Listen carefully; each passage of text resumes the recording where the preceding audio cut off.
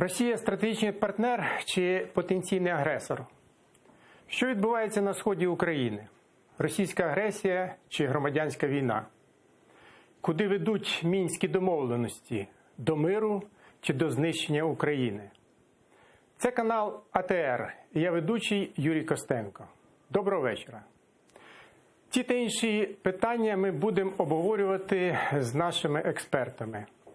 Сьогодні в гостях політик і народний депутат Верховної Ради України першого скликання Валерій Івасюк та директор Фонду демократичної ініціативи імені Ілька Кучерєва, український соціолог Ірина Бекешкіна. Доброго вечора. Доброго здоров'я. Дякую. Давайте трохи більше про наших гостей дізнаємося.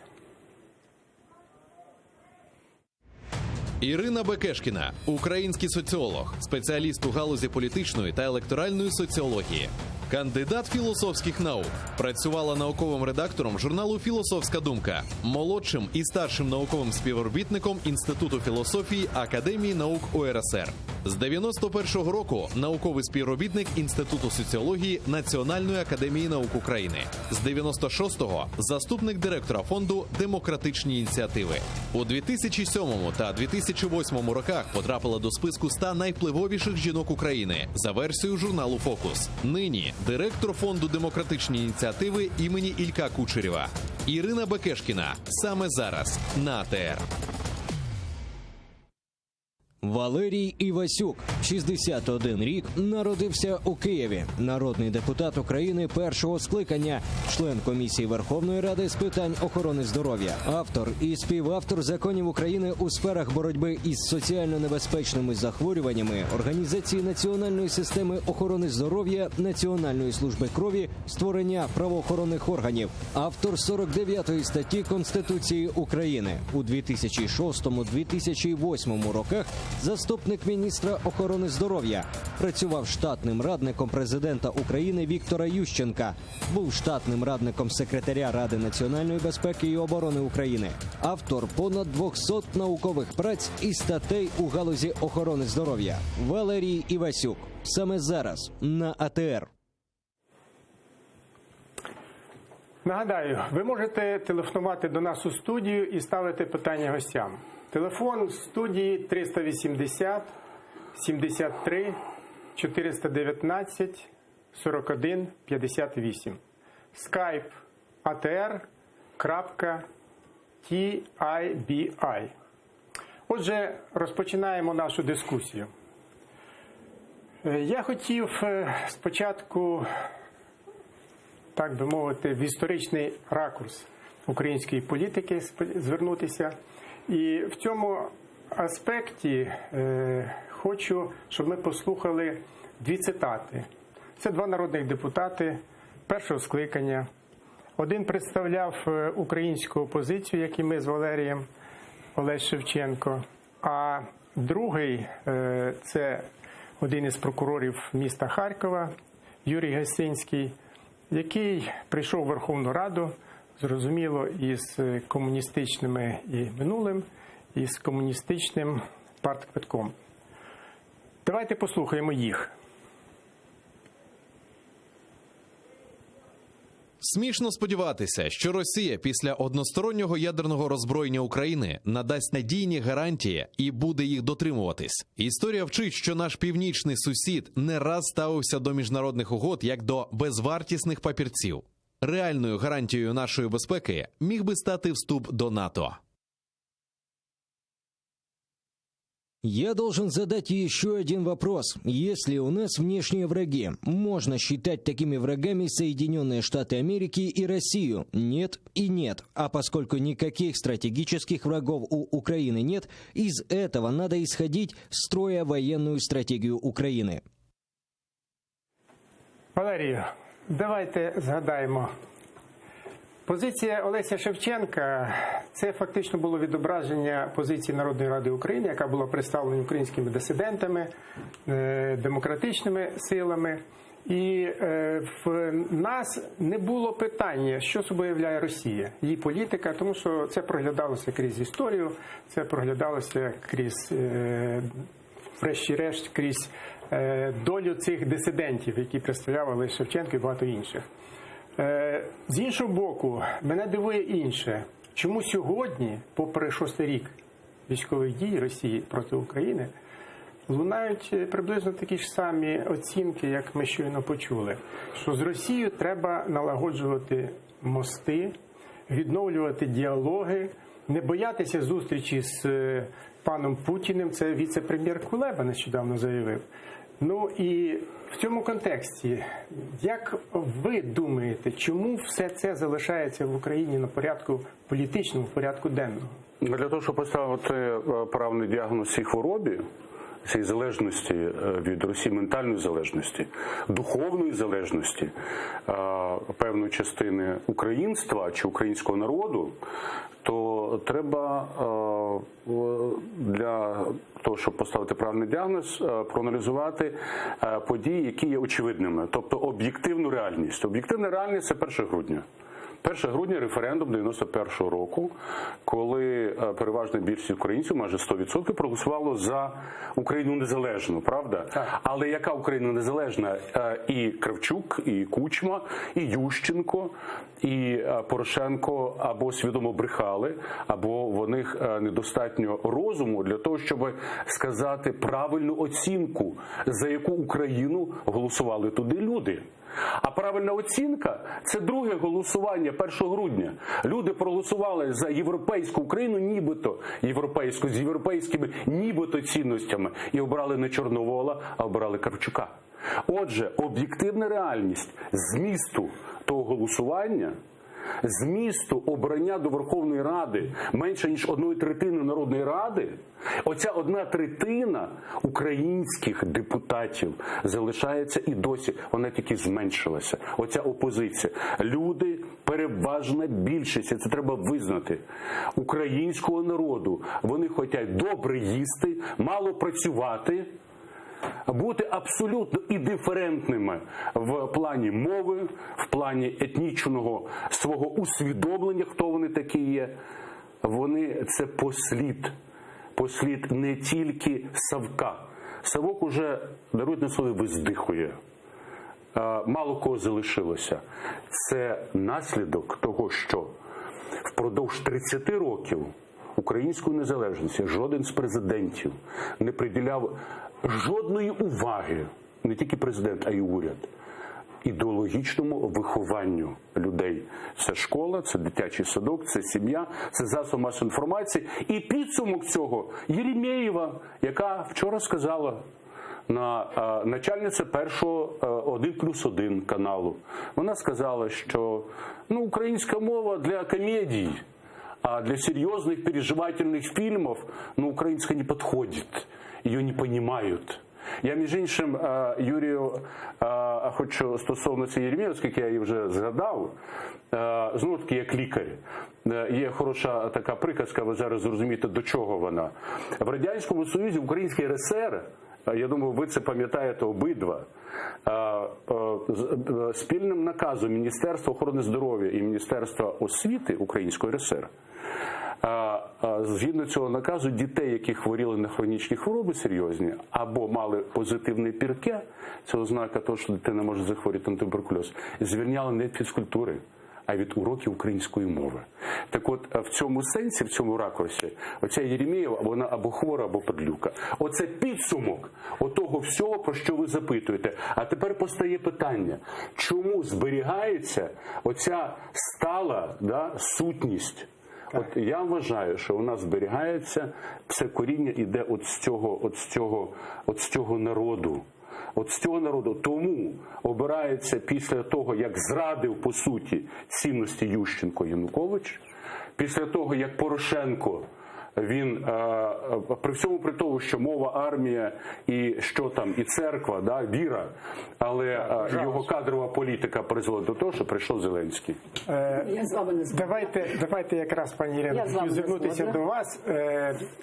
Я знаю, що ви багато років моніторите україно-російські стосунки і як українці сприймають взагалі моніторимо суспільство. Росію, звичайно. Моніторимо суспільство. Ваша думка, що відбувається в українському суспільстві? Я не дуже запам'ятала всі тези, але намагатимусь. Перше, що стосується голосування за незалежність. Мотиви були різними.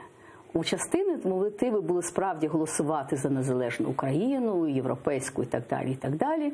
А у частини, давайте згадаємо, я дуже добре пам'ятаю взагалі агітацію того, хто з'їв наше сало. Це була така дуже серйозна агітація, що наше сало в Радянському Союзі їли інші республіки, і коли ми будемо жити окремо, то ми будемо краще жити, краще їсти. Я дуже пам'ятаю. Слухайте, дайте сказати. Я ж вас не перебувала, правда? А хотілося інколи. Давайте просто. Да. Я згадую, Deutsche Bank тоді розповсюджували, що Україна найбільш розвинена республіка в Союзі. Якщо ми будемо жити окремо, то тоді скажемо, тоді ми будемо жити краще, ніж інші. Тому різні люди голосували за незалежність по-різному і зовсім, скажімо так, для частини незалежність була головним мотивом. Тому що потім, коли виявилися страшні 90-ті, коли рухнула взагалі економіка, коли людям не виплачували зарплати і так далі, я дуже пам'ятаю, ми робили опитування, як би проголосували би за незалежність чи ні, в середині 90-х. Так от, істотно знизилася кількість в східних і південних регіонах тих, хто голосував би за незалежність. Ви мене підтверджуєте, що я приблизно, до речі, не зовсім, але десь так більшість би все-таки проголосувала, але значно меншим відсотком. Тобто і значною мірою увесь цей час не опускалося. Але 60 було, але там за 30 було проти, майже 40 майже, так що було. І весь цей час люди ділилися на дві частини. Цей поділ, він був вже банальний, стандартний, куди нам треба орієнтуватися.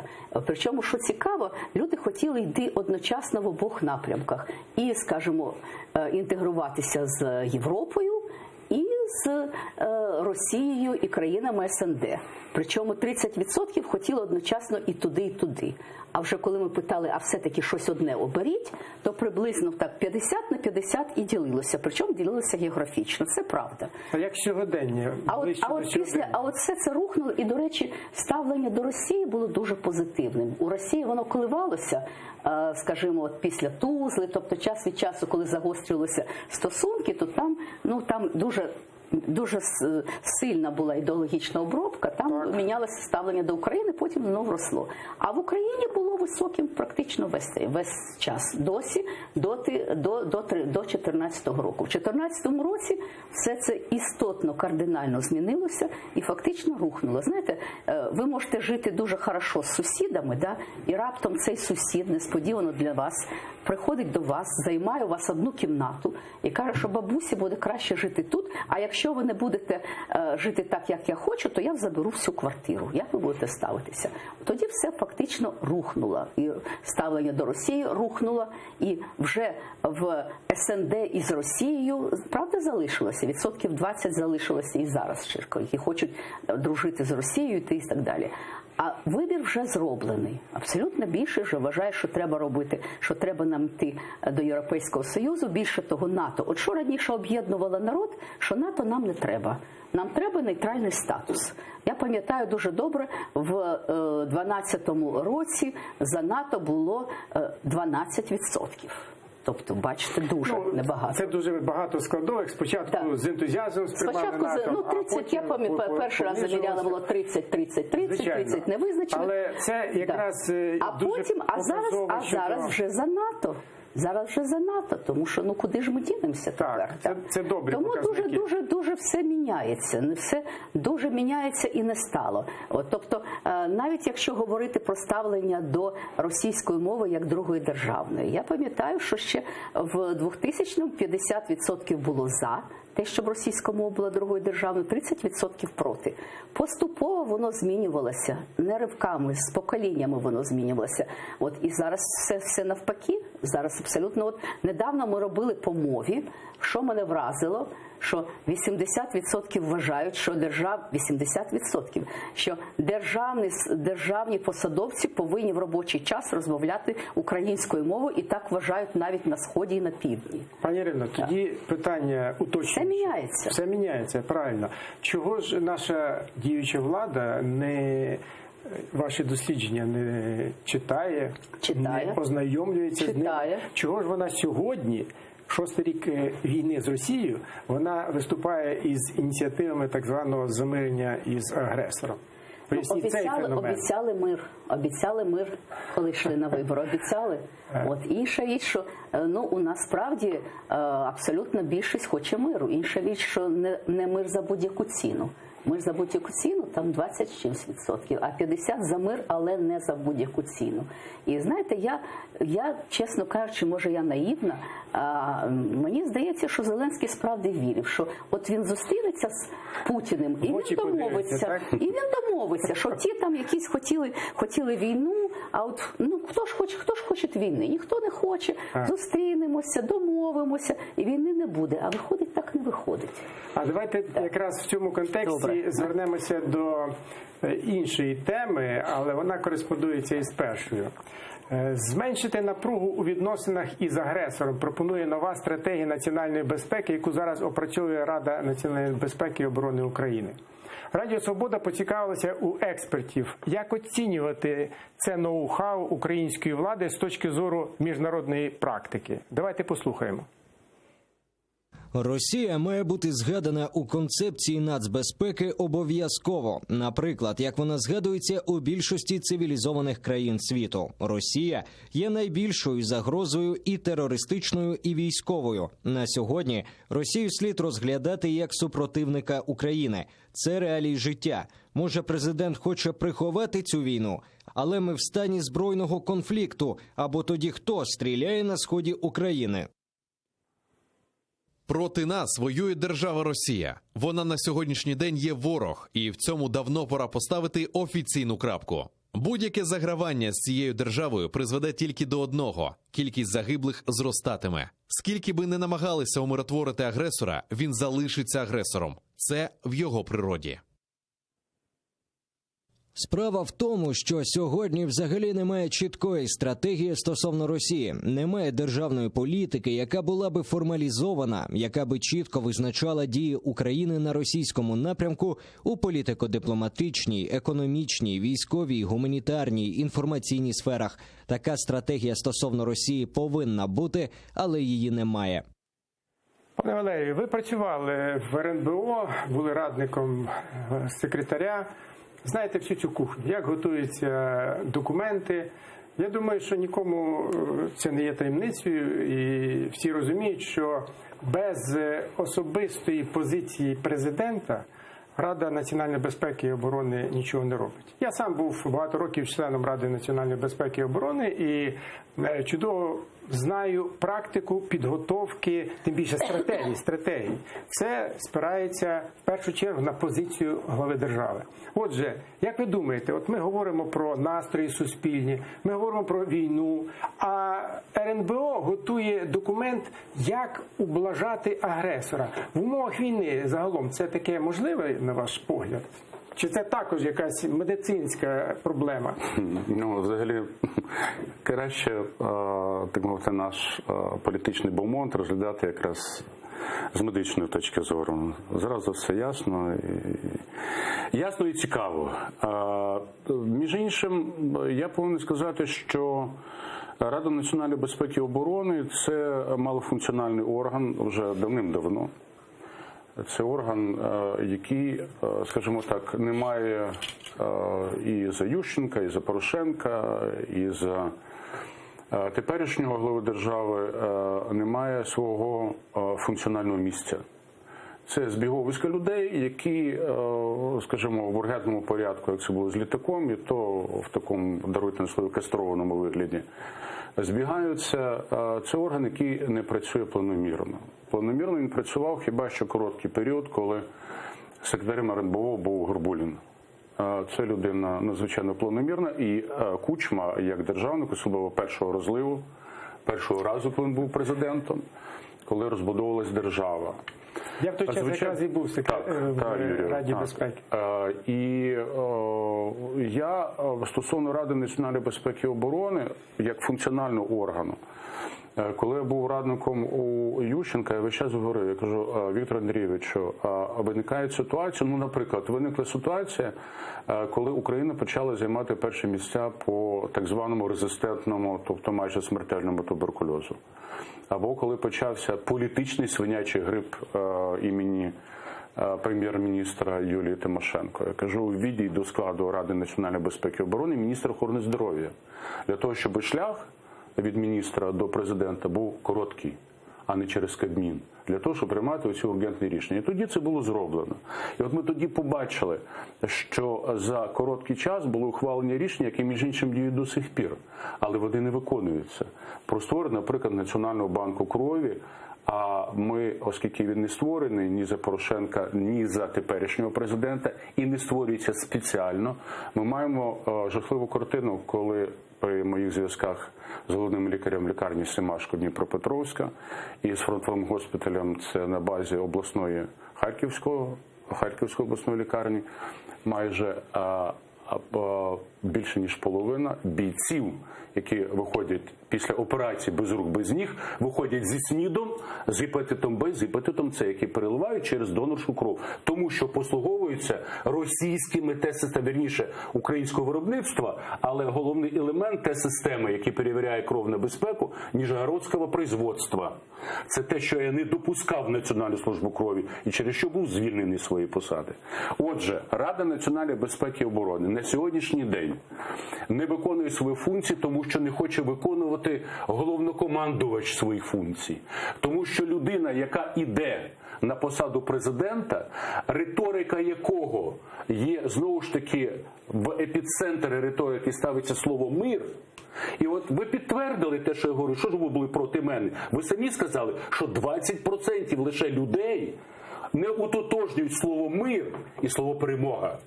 20%. Я за них говорю. Оце ті пасіонарі, оце українські українці. Решта це болото. Це оті 76%, які хочуть дружити з Росією і хочуть міра за любую ціну. Оце я про це і говорю. Ні, та дат. Ви мені зробили зауваження, що я вас перебив. Я роблю зауваження. Отже, пане Юрію, таким чином, на сьогоднішній день ви правду говорите стосовно Ради національної безпеки і оборони. Я хочу вам сказати, я хочу вам нагадати, я бачу, у вас лежить книжка, це Юрій Костенко «Історія ядерного роззброєння України». Точно. Так от, покажемо. стосовно Ради національної безпеки і оборони. Я, коли був радником секретаря, я займався кількома питаннями. Перше – це знічтожити, унеможливити проєкт цього Олександра Стоматолога, синка Януковича, і Акімової про створення так званих госпітальних округів, те, що зараз реанімується. Так. Це окрема тема, але це тема, коли відбувається суперцентралізація управління грішми. Не місцеві ради управляють, а той, хто призначається начальником округу з Міністерства охорони здоров'я. І друга тема. Суті, чого ядерне роззброєння. Як ви думаєте, скільки світ заощадив коли це скасували ядерний статус України і віддали, ще за Кравчука ми проголосували, що був першим міністром оборони Константин Петрович Морозов. Так от, скільки заощадив світ на профілактиці використання третього в світі потенціалу ядерного, який би залишався на території України. І якщо би, не дай Боже, переміг би Янукович і далі ми його не вигнали. Або те, що робиться зараз з Зеленським. 1 трильйон 200 мільярдів доларів. А ми ходимо з А це я дізнався про цю цифру, коли я готував Богатирьову на 20 років відзначення Ради національної безпеки і оборони, який проходив в Польщі. Так от, повертаюся до Зеленського. Поставили якось на одному з каналів питання, за якої умови ми зможемо протистояти тому, про що говорять не тільки російські аналітики, не тільки українські, а це і рушні, і говорять західні. Вони говорять, що все має статися до 9 травня цього року. І буде війна. запитання в прямому ефірі до експертів, що треба робити, давати більше грошей армії і так далі, там те робити. В мене відповідь одна: замінити верховного головнокомандуючого. Це людина, яка не може очолювати за своєю суттю, за своєю професійною здатністю, за своєю антиукраїнською позицією, очолювати державу, яка в війні. Це вибори, але вибори ми не проведемо до 9 травня. А треба переконувати. Ні, треба що зробити? Треба прибрати особу, а далі оберемо іншу. На Я хотів 95-й квартал. звернутися до Знаєте, в пана чому Ірина, беремо до вас. це питання? До вас. Мир за всяку ціну, 23% чого прагне- мир за будь-яку ціну. але чого прагне дійсно наш президент, бо він постійно підкреслює, я обіцяв на виборах. Мало що на виборах обіцяють, між іншим.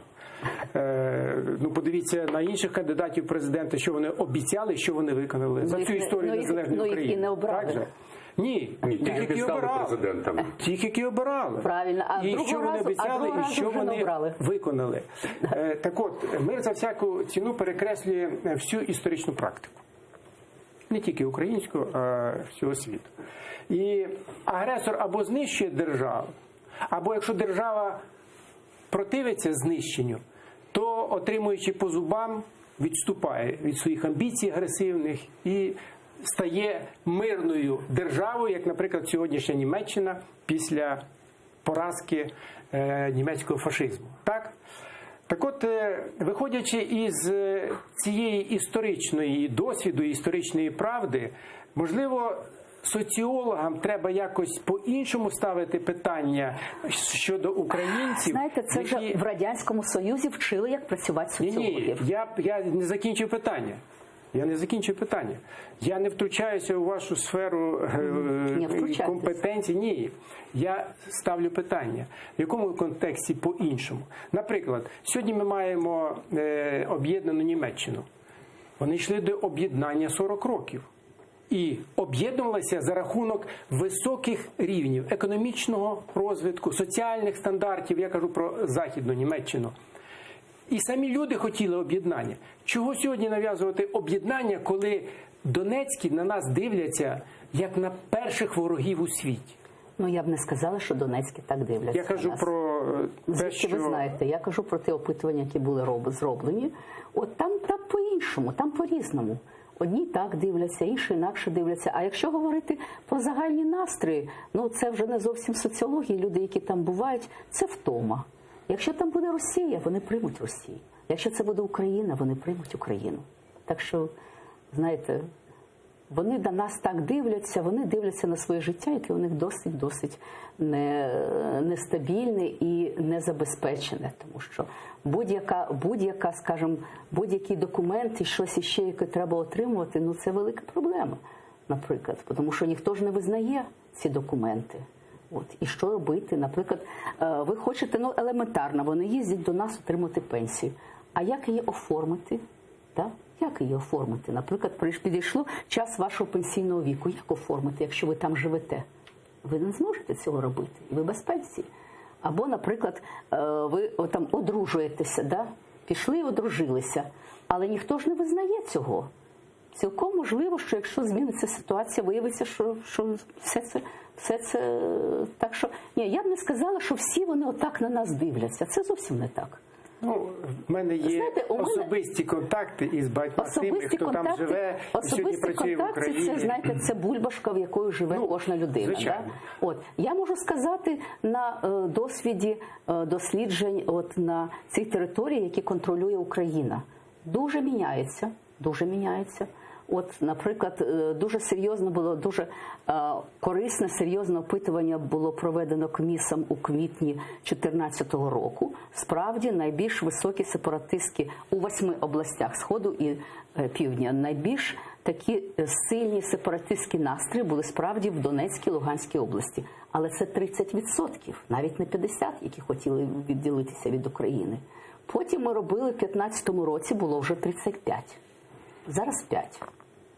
Все, люди вже переконалися.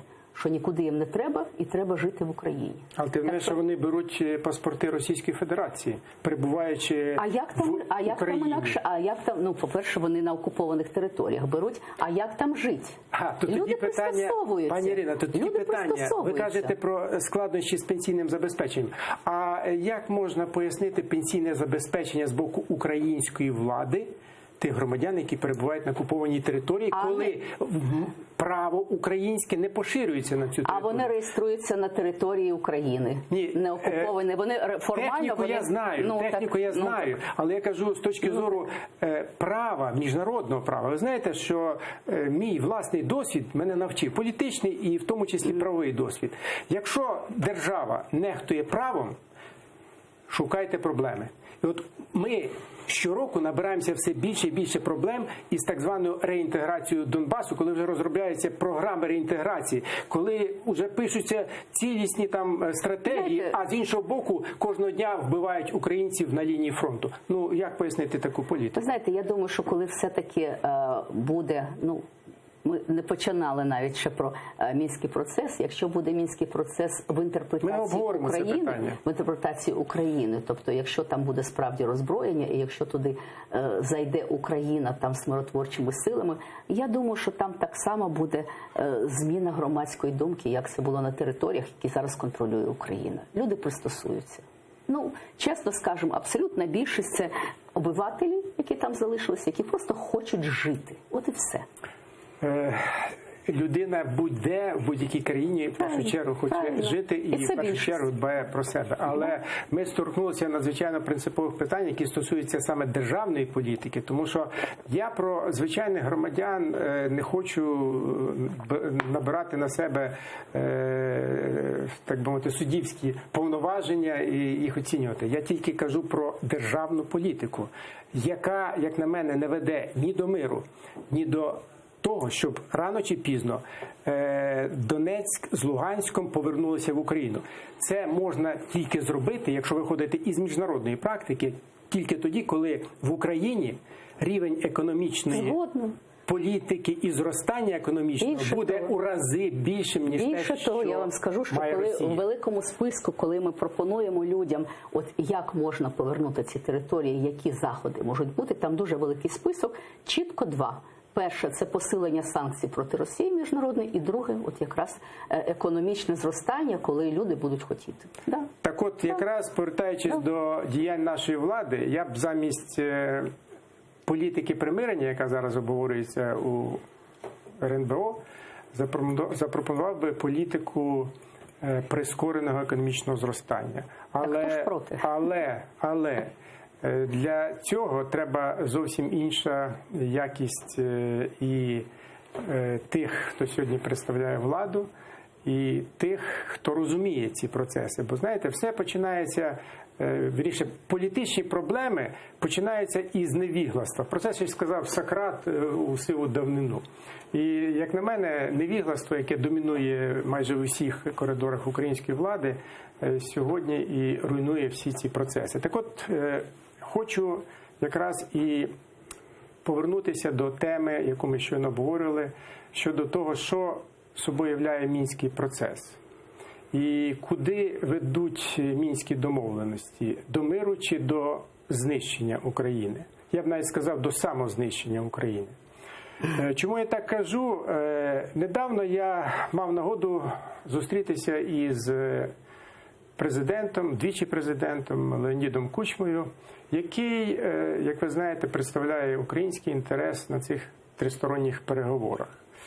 І я, враховуючи довгу практику стосунків із Леонідом Даниловичем, щиро запитав його, а чи з'явилося у Мінському тунелі світло, принаймні в його кінці? Ви знаєте, я почув таку відповідь, дуже, як на мене, щиро, що від зустрічі до зустрічі позиція так званих ЛНР і ДНР лише радикалізується. Тому-то я, пані Ірина, і вжив цю фразу, що на нас дивляться з того боку під кутом зору військовим. а не цивільним. Бо найкраще сприйняття того, що пропонувала принаймні Україна на тристоронній групі, було в 2014 році, як сказав Леонід Данилович Кучма. Тоді ще можна було говорити про об'єднання і про ті процеси, які приведуть до повернення цього регіону. Сьогодні ж, до вашої інформації, керують бойовиками. Це ті, хто народилися в Донецькій і Луганській областях, які вже закінчили військові училища. І вони керують цими бандитськими формуваннями. Тому, пане Валерію, от в контексті якраз цього мінського процесу, дійсно, куди він заведе Україну? Виходячи із вашої політичної практики і роботи в українській владі, як ви думаєте? Це залежить від того, куди захоче народ, щоб Україну завели. І як вістріє цього хотіння народу, це хотіння самого глави держави. Але оцінюючи те, що відбувається у зв'язку з мінським процесом і виводячи інтегральну формулу функції мінського процесу, абсолютно очевидними є речі, про які говорили вже багато політиків. І Роман Безсмертний, і Піонтковський, і Соловйов. Люди грамотні, і наші в тому числі. Не ті, що роблять аналізи, я кажу, досить вже робити аналізи по цьому Зеленському. Уже скоро хворий помре, а все роблять аналізи. Вже треба робити синтез, говорити, що треба робити. Отже, про що йдеться? Йдеться про те, що втюхать оцю Донецьку, Луганську, як я кажу, Лугандонію, з тими всіми, хай будуть там українська влада, українська конституція, навіть миротворчі сили. Я запитую, за якої конституції і за якого законодавства виборчого, коли не було війни, був обраний клан Януковича? За якою конституцією і за яким законодавством, коли вже йшла війна, в Верховну Раду цього скликання і попереднього потрапили Бойки і Рабіновичі? За якою конституцією і за якою владою і за яким законом? Отже, оця ракова пухлина, яка називається оця Донецька і Луганська область вся, і частина Харківської області, потребує радикального методу лікування. Свого часу академік Вишневський, який врятував своїм методом, скажімо так, карантину в лапках газової гангрени під час Великої Вітчизняної так званої війни, він робив блокаду. От на кінцівці розвивалася газова гангрена. Якщо її не зупинити, то або відтяти кінцівку, або хворий помре, поранений помре. І він робив новокаїнову з тоді ще стриптоміцином блокаду, тобто відблоковував кінцівку, вона жива була. Але, скажімо, ця гангрена, вона не піднімалася вище. І дивилися як, чи виживе, чи ні. Але коли бачили, що не виживе, відрізали. Відрізали. Зараз, що робив Порошенко? Він вдягав європейський костюм хворого на операційному столі, яка була тяжка кровотеча. Замість того, щоб зупиняти кровотечу. Цей президент не здатний зрозуміти одної простої речі. По-перше, Путін і не Путін, Москва ніколи не злізе з України. Без України Росії неможливо. Отже, що робити? Мир тільки на умовах патріарха цього сигаретника Кирила, на умовах Москви, на умовах Путіна. Іншого миру бути не може. Війна не має можливості в Україні іти війною на Росії воювати. Немає того потенції. Ядерна країна. Хоча ядерна зброя не буде застосована. Але ніхто з Заходу, ні Європа, ні НАТО нам не допоможе, бо вони, не ми, а вони бояться цього ядерного монстра, який називається Росія. Що робити? Вихід один. Карантинна зона. Карантинна зона. Справжній кордон. Від'єднати оцю Лугандонію. Ніяких пенсій, нічого. Не подобається вам? Робіть партизанські загони. Все. Думайте про тих матерів, жінок, дружин і дітей, які втратили 17 тисяч хлопців. За них думайте, а не за тих думайте. Які все одно, якщо їм дати умови, вони оберуть Рабіновичів і Бойків. Отже, від'єднати і будувати, розбудовувати країну. Забудьте про Крим. Не повернеться Крим. Може, через 100 років повернеться, коли Росії не буде як держави. Росія розпадеться. Росія розпадеться, і тоді повернеться Крим. І по великому рахунку, хай дарують мені цей канал АТР, але проблема Криму – це передусім проблема кримських татар. Я це говорю Джамілєву, я це говорив Чубарову. Люди добрі, припиніть експлуатацію формули на всіх міжнародних форумах права людини. Ви друга нація, яка називається титульна. Це ваша батьківщина. Ставте питання інакше. Ставте питання згідно базового документу ООН про право нації на самовизначення. От про це говоріть, а не про права людини. Валерій, але я хотів додати до так званого мирного мінського процесу дуже сумну інформацію із Грузії. Нещодавно відбулося засідання парламентської асамблеї Ради Європи, і президент Грузії сказала, що коли Росія захоплювала Південну Осетію, то кордон був за 60 кілометрів від Тбілісі, столиці. А зараз, знаєте, за скільки? За 30. Оце те, що роблять сьогодні на нашому так званому кордоні новому чи лінії розмежування, як там Да, Юрій Іванович, я вибачаюся, що вас перериваю, але стосовно виборів. Проводити вибори на Лугандоні, на цьому Луганському і Донецькому цьому териконі не можна за будь-яких умов, навіть якщо будуть миротворчі сили, навіть якщо буде наша Конституція, навіть якщо буде наше українське законодавство, все буде підконтрольно і, як кажуть латиняни, легі артіс. За законом мистецтва не можна впродовж мінімум 10 років після роботи СБУ, але не цього СБУ, яке зараз, а справжнього СБУ. Оте все, що там оце накопилося, оцей гній, треба перевиховувати і зробити асиміляцію. Тобто туди українців, а цих туди на захід. Ну, це вже було. До речі, це вже було. І прекрасно, але на території України. Свого часу так само за іншими принципами. Слухайте, дайте мені сказати, я зараз піду. Пані Ірино. Я зараз піду. Пані Ірино, давайте якось все-таки триматися, може, рівноправ'я тут, за регламенту і так далі. Давайте. Ваше слово, пані Ірино. Ну, взагалі, за цією логікою, те, що робив свого часу Сталін, коли виселяв кримських татар, він виселяв і інакодумців. Так само і ви.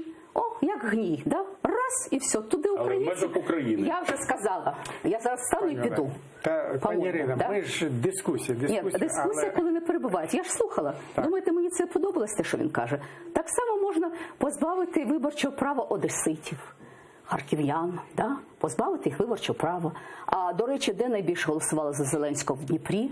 Да? Теж позбавити виборчого права. Ви вирішите, ті, хто голосують так, як вам здається правильним, вони голосують, всі інші на перевиховання. А потім може, якщо вони перевиховуються, якщо вони там дисимілюються, може їм дозволити голосувати. Колись, знаєте, тоді Сталін інтелігенцію позбавляв виборчого права. От пролетаріат – да, а всякі там отакі – так ні.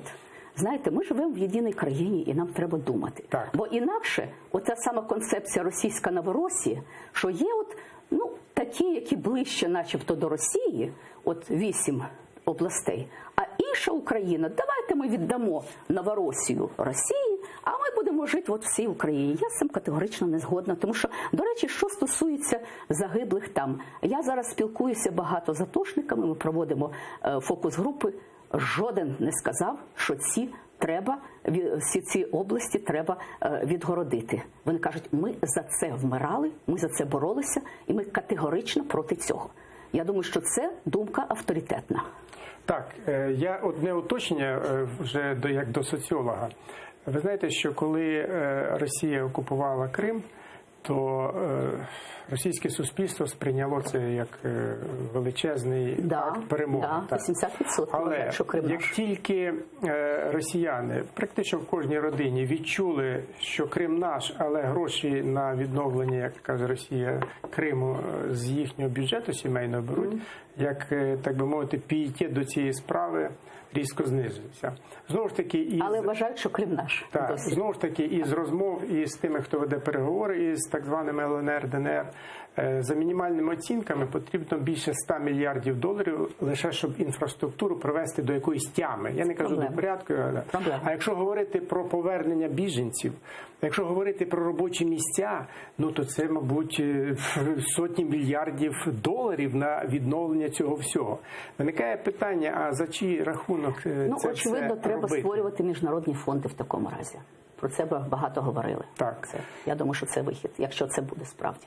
Я є автором Міжнародного Чорнобильського фонду, за який будується все те, що потрібно для ліквідації наслідків Чорнобильської катастрофи. Але я хочу сказати, що попри начебто великі ресурси, це вже майже 5 мільярдів доларів, але все рівно цього недостатньо для того, щоб цю зону привести до якогось екологічного стану, щоб безпечний він був. Те ж саме стосується і цієї території. Я думаю, що питання щодо ціни повернення, це також треба у суспільстві обговорювати. Да. Так. І в цьому контексті я хотів би знову ж таки до вас, як до фахівця, звернутися із темою, як українці оцінюють дії влади. Нещодавно були проведені чергові соціологічні дослідження. Одне із них показало, що Зеленський втрачає у своїй підтримці. Ой.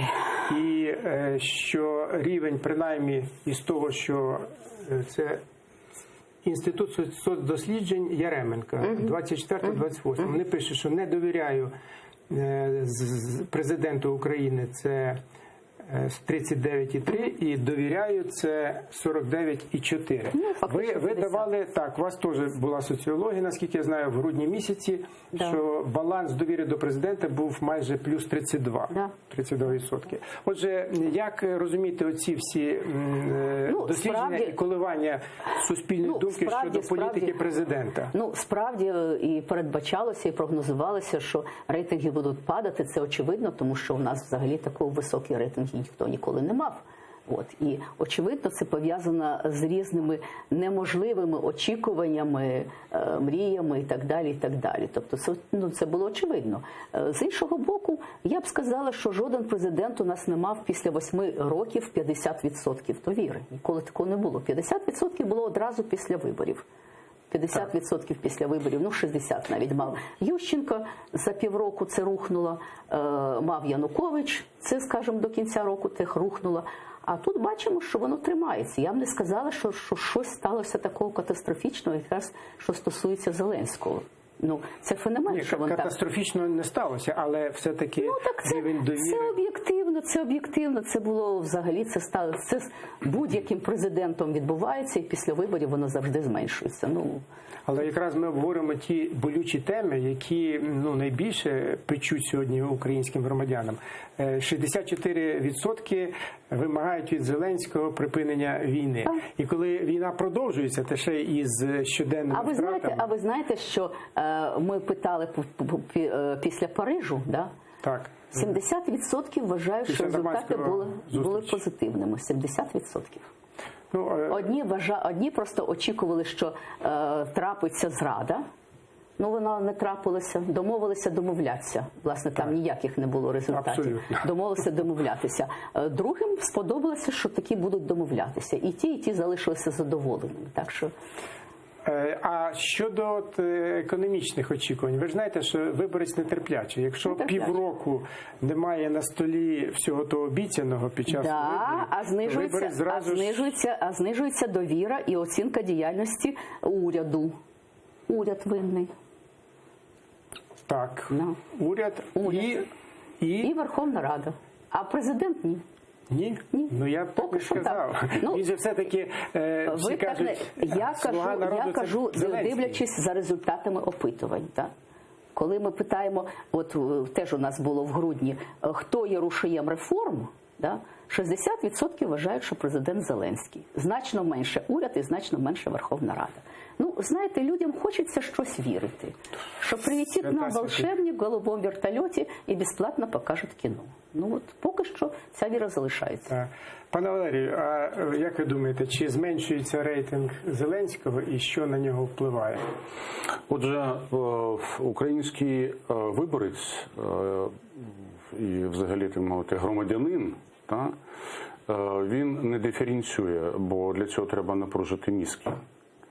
А оскільки у більшості людей замість мізків шлунок, то там напружувати, скажімо, нема чого. А якщо напружувати, вийде конфуз. Отже, напружувати мізки для того, щоб чітко зрозуміти, а люди з екранів намагаються це пояснити, що Зеленський, Гончарук і Разумков – це в трьох особах одне. І більше того, сьогоднішній виступ на Верховній Раді Гончарука, він уже якими простими словами пояснювати, що ми одне ціле. Ми одне ціле. Більше того, начальник фракції Зелених у Верховній Раді теж говорить, коли його запитують, як деякі не хочуть голосувати за ринок землі, то він з таким трохи надривом, знаєте, якщо у п'яного чи у тверезого на умі, то у п'яного на язиці. Так і тут, коли є людина в емоціях, в стресі, вона іноді говорить те, що є сутністю, що правдою є. Він говорить, даруйте, то ми ж нас всіх привів до Верховної Ради Зеленський, ми ж його, діти. І підписували меморандум, як хтось може голосувати інакше. Тобто людям весь час говорять, вони не чують. Немає субстрату сприйняття інформації. Що все начальник в країні – це Зеленський. Не Зеленський, звичайно. В нього за його фізичними, психологічними, розумовими здатностями він не здатен, так мовити, вжити весь той потенціал, який був накопичений в руках президента як президентської інституції. Він предтеча, за ним прийде той, хто це все використає. Це однозначно, це вже піддавати сумніву не можна. Що з ним буде? Або повернуть його 95-й квартал, або як натякають, і так далі. Да. Але, знову ж таки, оцей рейтинг Зеленського, по-перше, ми ж пам'ятаємо з вами, як йшов на вибори і Кучма, і Кравчук, і так далі. Вони ж не йшли, вони ж перед тим же ж не було цього, як його, Галабородька, правда? Звичайно. Тобто оце рейтинг не Зеленського, а Галабородька. Не Зеленського, а Галабородька. Стосовно уряду і стосовно Верховної Ради. У людей це вже, так мовити, внутрішньо, це хронічне у людей, да? Ненависть до уряду і ненависть до Верховної Ради. Це хронічно. Стосовно президентства, любов або коротка, як у Ющенка, да? Або довго, як зараз у Зеленського. Але знову ж таки, питання і соціологів. Збирати інформацію – це півділа. Проаналізуйте і поясніть людям, вчіть людей, проводьте оцей лікбез, що. І як ви правильно говорите, ви маєте на це право, і я. Соціологи – це не якісь там недоторканні, да?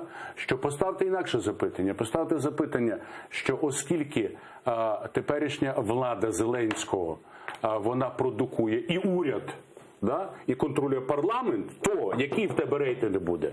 Отак ставити треба запитання, а не окремо сепарація. От Зеленський є, такий Галабородька, такий красивий, смішний, радісний. А от є такий плохой Галабородька, цей прем'єр-міністр і ще гірша Верховна Рада. 30 секунд, пані Ірина, вам. Це називається маніпулятивне питання взагалі. В соціології ми намагаємося таких, які натякають, як треба відповідати, ми намагаємося таких питань не ставити, тому що це взагалі неправомірно. Дякую. Ми будемо завершувати наш ефір. Сьогодні ми обговорили, як на мене, одну із ключових проблем, яку ще Україна або не збагнула, або ще не пережила. Ця проблема називається Росія. Це багатопланова, багаторівнева проблема, з якою ми, як депутати першого скликання, вже стикнулися одразу ж після проголошення незалежності. Скоро будемо святкувати 30 років української незалежності, але проблема залишається невирішеною, неврегульованою, і стратегії щодо відносин України із Росією, і хто є Росія для України, чи дійсно стратегічний партнер, чи найбільша загроза, залишається. Тому на цьому нашу дискусію ми поки що припиняємо. Це канал АТР і я ведучий Юрій Костенко. У наступних передачах будемо обговорювати ці питання. Щасти вам!